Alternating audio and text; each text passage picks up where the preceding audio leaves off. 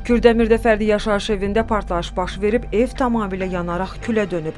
Hadisə rayonun Çolqubalı kəndində qeydə alınıb. İlkin ehtimallara əsasən partlayışa qaz sızması səbəb olub. Kənd sakini Elnur Məmmədova məxsus ümumi sahəsi 250 kvadrat metr olan evin ikinci mərtəbəsində partlayışdan sonra güclü yanğın baş verib.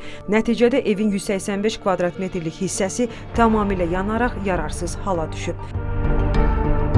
Təsəvvür edin ki, bizim evdən 1-2 kilometrdə aralı eşidilib bu səs, bu partlayışın səsi. Ki, bu çox yüksək, təcrübəli bir partlayış oldu. Özümüzdə həyətdə idik.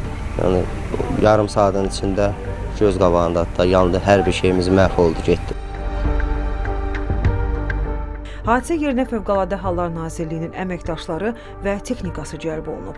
Yanğın qısa müddətdə söndürülüb və alovun digər ərazilərə keçməsinin qarşısı alınıb.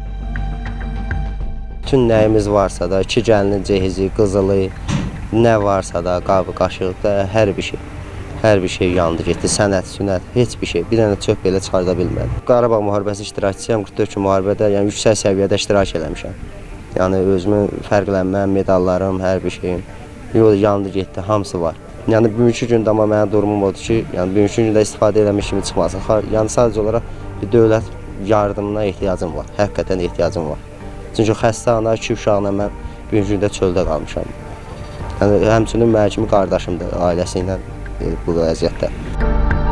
Ev sahibinin sözlərinə görə, yanğın nəticəsində ona təxminən 70 min manat maddi ziyan dəyib, faktla bağlı araşdırma aparılır.